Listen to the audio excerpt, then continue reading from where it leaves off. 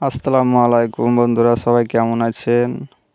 নিশ্চয়ই ভালো আছেন। আজ আমাদের মসজিদে ধান পোঁতা হচ্ছে, তো আমরা সবাই ধান পুঁতে এসেছি।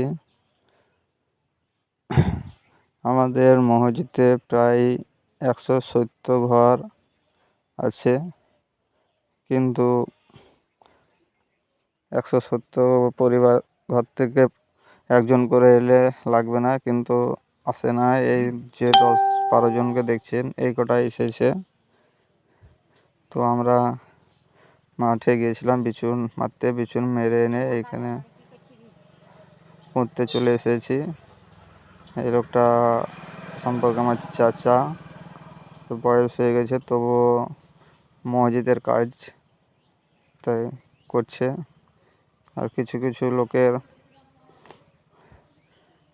লোক আসেনি, আল্লাহ তাদেরকে হেদায়েত দেয়নি, এদেরকে হেদায়েত দিয়েছে, তাই এরা এসেছে। এই ছেলেটা খুব সুন্দর ধান পোঁতে। তো আমি ভিডিওটা করে নিয়ে আমি পড়তে লাগবো। আমি একটা ভিডিও করবই মনে করলাম, তাই করছি। এই ছেলেটা হাতে স্পিড খুব ভালো ছেলে। আর এদিকে ওই নেতাগুনা দাঁড়িয়ে আছে, এরা মোটামুটি পড়তে পারে, তো চেষ্টা করবে পোতার।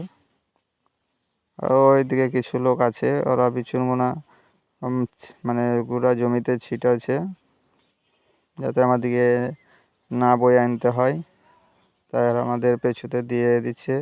এইদিকে দুজন আছে, এরা জল খেতে গেছে।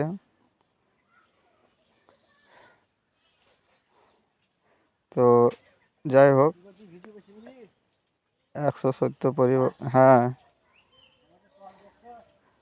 170 ঘর আছে। ওই 170 ঘরের পরিবারে একজন করে এলে আধ ঘন্টায় লাগতো না, বা 50-60 জন এলেও অত সময় লাগতো না। তো আমাদেরকে এই জমিটা দেখছেন গোটাটাই প্রায় 1 বিঘা মসজিদে একজন দান করেছে, তো আমরা এটা পুঁতি।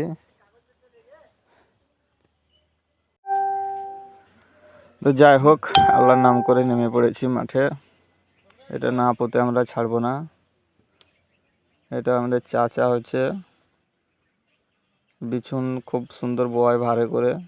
আর এই বয়স্ক ব্যক্তিটা আমাদের ভাই হচ্ছে, এ এসেছে আমাদের মসজিদের দান করতে। তো কিছু বলতে চাইলো, তো কথাটা আমি বন্ধ করে দিয়েছি, মানে সঠিকভাবে বলতে পারিনি কথাটা। তো এদিকে কমেন্ট করবেন ভিডিও দেখে ভালো লাগলে, আর দোয়া করবেন যেন এরা